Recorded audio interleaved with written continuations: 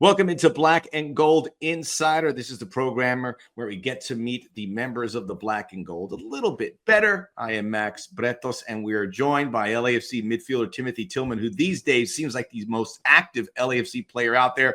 He's passing out donuts. He's helping little kids read. He's on our program. You are the guy now, Timothy. You are everywhere. I mean, I'm just happy to be part of the LAFC family, you know? Trying to help wherever I can. I get that impression. And it seems like more and more you're immersed into life with this club as well as Los Angeles. You seem comfortable from my perspective. How do you feel? I feel super comfortable here in LA. I'm having a lot of fun on the field, off the field. I just enjoy being here, and yeah, that's all I can say about that. And still got the blonde hair, because Danny Bouanga's kind of gone a little blended. Maddie's gone all natural. So you're the last one. Is this going to be permanent? No, I'm not trying to leak too much, but I might try something new soon. Breaking news here on Black and Gold Insider. How about that? Maybe have a new look. Yeah. We'll miss this one. It was very good. So you're now in season 3 with LAFC. What is different now, do you feel, than what you experienced the first 2 years? What I think is different, let's start off the field. I think off the field, I grew as a person. It was a nice challenge to come out here alone and to arrive in a different country, to arrive in a different culture. And I think I managed that really well. Other than that, I think on the field, what I've grown into is being a very responsible player on the field, leading the team. Like I said, I'm trying to help wherever I can. I developed as a player as well, but like I said, I think the character or the personality of myself just changed a lot, and I grew and I got older, I got more experienced. I think that's the biggest change. I like what you said about going alone. Does that feel like this was something you needed to do to go far away from what was you're comfortable, to test yourself, to maybe not have people you can lean into as much? So you say, I'm a long way from home, from what I'm knowing, and I'm gonna have to figure things out here and make my decisions.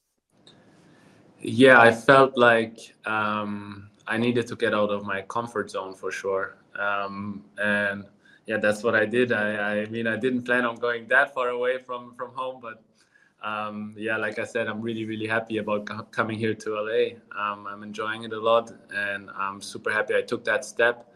It helped me growing as a person and also as a player, and that's why this has been an amazing experience so far. Good for you, Timmy. See, that's an inspiration to a lot of people to get out. It's hard. It's hard to get out of the comfort zone, and you did it.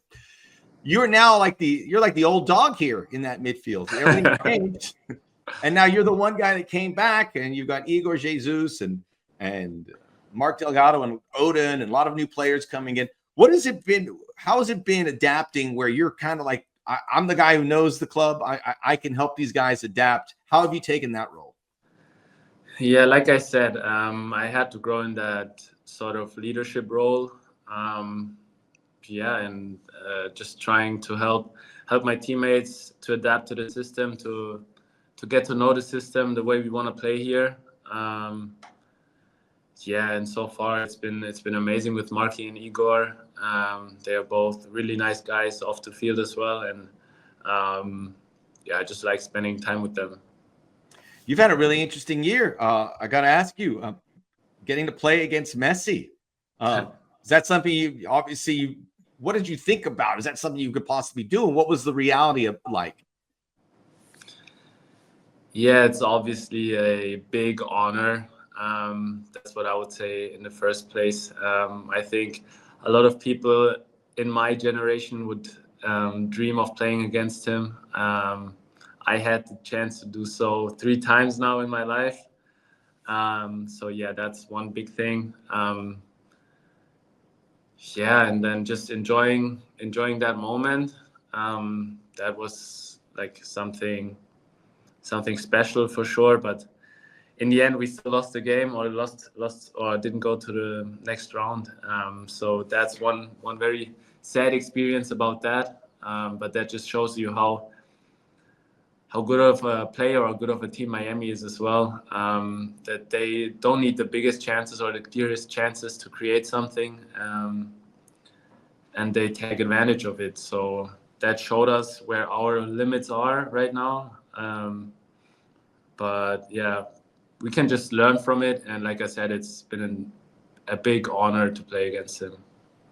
You've got it figured out, Timmy. Everything's a good learning lesson. You see, Yeah. It's like, hey, I played Messi. You go, no, I got to learn how to fix these things and maybe get another shot at them down the road. Yeah.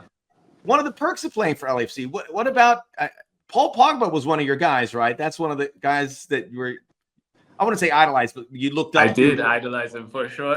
You got to meet him. You got to meet him in Austin. Yes. Against Austin. Yeah, that's been amazing. I couldn't believe my eyes when I saw him. It was crazy. And then having Ollie and Hugo standing right next to him, I was like, guys, I need to grab a picture here. Please let me, like, I need one photo with all of you in here. And yeah, like I said, I really idolized Paul Pogba as a young guy, and then getting to meet him and talking to him on a really cool level here at LAFC has been so much fun and really, really cool. And I was really happy about it. That was great to see. Did you give me any good advice?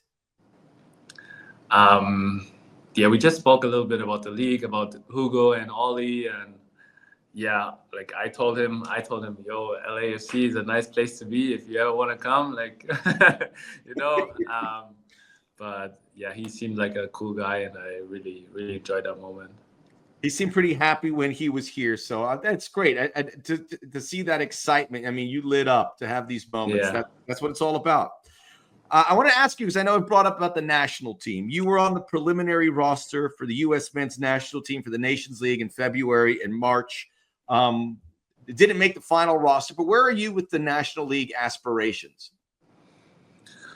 Yeah, when it comes to the national team, I always like to say that my main focus should always be on LAFC, and if I play well here, then the national team will acknowledge that and see that. So yeah, right now I'm just trying to play as good as I can for LAFC, and then we'll see where it brings me with the national team. Of course, my goal is to have as many caps or as many games as possible for the national team, and it's always an honor to represent them. But the basement for it all, or the fundament of it all, is set here at LAFC. So I have to perform well here to get my chance to play for the national team. And yeah, I'm hoping to get called up again soon, but you never know. Let's go off the field a bit. How been able to stay connected with family and friends over in Germany, or have people been able to visit you? Yeah, I'm always staying connected to my family and friends from Germany.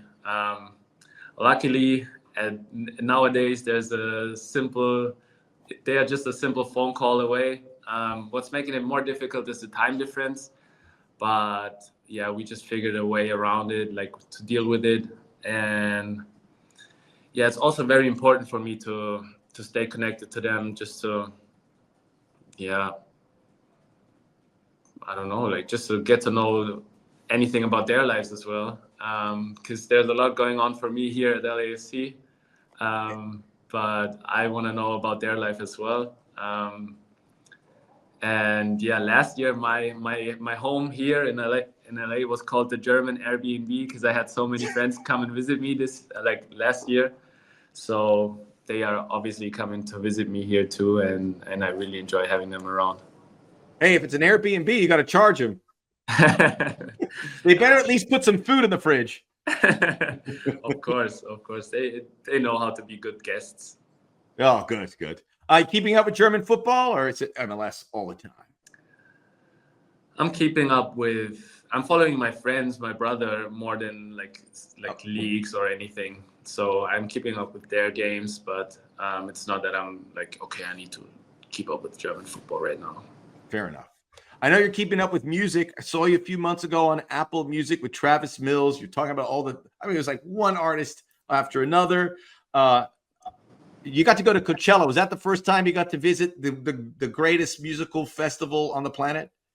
It was my second time, actually. Heck. I've been there last year too, and it's amazing. Coachella is just a very cool vibe. The people are just in a very good mood, and it's just fun to go there. Like there's so many different artists and so many different genres and tastes of music. And everyone is in a good mood, like I said. So it's just a very nice and cool experience. I got to meet Travis Scott as well. Get out of here! Something crazy. Did you take a photo? Of course I did. Of course, next like Pogba photo. Like a little fanboy with Pogba as well. Coachella has been amazing. Music has always been a big role, or has always played a big role in my life, and yeah, it's cool.